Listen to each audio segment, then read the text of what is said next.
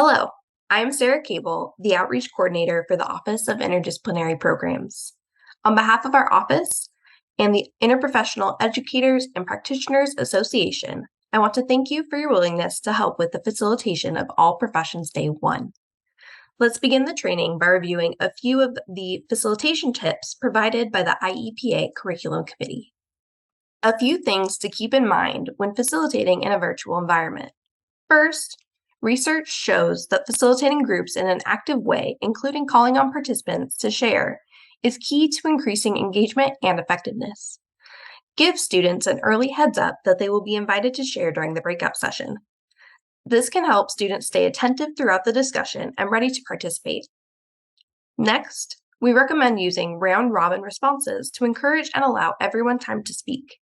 This helps to ensure everyone's voice and perspective is heard and valued in the discussion. Third, it's important to give students a few extra seconds to answer when teaching online. It can take longer for participants to digest and respond to information over video, and there may be technical delays to contend with. So use the extra seconds as an opportunity to pause before asking a follow-up question or calling on a volunteer. Finally, remember to mute your microphone or limit background noise when not speaking. This helps to prevent sound feedback and make sure that the discussion can be heard by others in the group. These tips, along with a few others, are available on page 4 of the Facilitation Guide as needed for review. We'll now move on to the format for APD1. The session will alternate between pre-recorded videos of our MCs and small breakout rooms where each facilitator will lead a group of students from multiple disciplines through activities and discussion. You have been emailed a copy of the Facilitator's Guide for your use in the session, and it will also be available via Google Drive at tinyurl.com/APD Drive. Your Zoom host, either Margaret Robinson, Kylie Peathoud, Rama Osman, Kat Tabak, Tate Atkinson, Raina Leckie, or myself will manage the videos, breakout sessions, and polls. Please note, the students in your breakout group may vary slightly over the course of the session due to possible connectivity issues. If this happens, there's no need to make a note, as attendance will be taken by the Zoom hosts throughout the session. For the agenda, the session will begin with a video introducing APD, the concept of interprofessional education, and exploring the first 2 IPEC competencies of roles and responsibilities and team communication. We'll then move to breakout rooms for our Icebreaker activity. Video 2 will introduce the social styles model, and then we'll move to breakout rooms to discuss how communication styles can impact teams. Video 3 will introduce students to the case of Irene Egan. This case will give student teams an opportunity to put what they've just learned into practice. After the video, we will move to our final breakout group to discuss how best to care for Irene. You will then be returned to the main session, and the Zoom host will share a few polls. We'll wrap up the session with a final video from our MCs and a link to the JTAG evaluation. Please note, we will stay on schedule and should conclude within 2 hours. Now, let's walk through what to expect with each activity. Our first activity is the Roles and Responsibilities Icebreaker. Once in the breakout room, each facilitator will share the hyperlink to the Roles and Responsibilities document in the chat.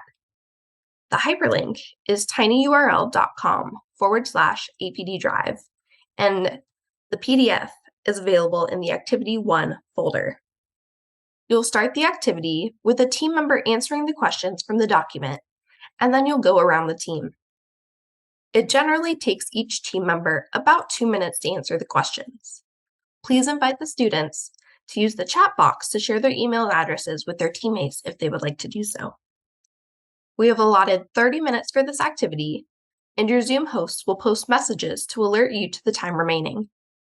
After the 30 minutes, everyone will be returned to the main room by the host. The second activity is the Social Styles Assessment and Discussion. During the second video, the Zoom hosts will share a link to the Social Styles Assessment. While still in the main room, students will be given 5 minutes to complete the assessment on their own devices. After 5 minutes, the Zoom host will share a poll for students to report out on their social style. Once the poll is completed, we will move everyone to the breakout rooms for a 15-minute debrief. In the breakout room, each facilitator will have guided questions to help facilitate discussion. The questions can be found on page 14 of the Facilitator Guide. After 15 minutes, everyone will be returned to the main room by the host. The final activity is the case discussion of Irene Egan. During the third video, Irene will share her story. We will then move to the breakout rooms to work through the guided discussion questions on page 17 of the Facilitator Guide. After 30 minutes, everyone will be returned to the main session for wrap-up polls based on those questions, which will be led by your respective Zoom host. After those polls, we will share the final video and everyone will be asked to complete the JTAG assessment. JTAG stands for the Jefferson Team Observation Guide. This is a national evaluation used to measure behavior in teams. As part of the evaluation plan for the Office of Interdisciplinary Programs, JTAG will be completed after every IPE event, including simulations and clinic. It is important that both students and facilitators complete the assessment.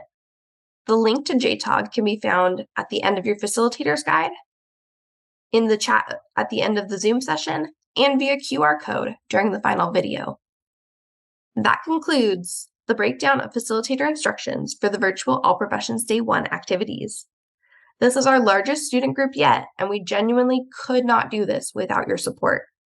Your participation is invaluable, so thank you again for your willingness to assist in interprofessional education activities on our campus.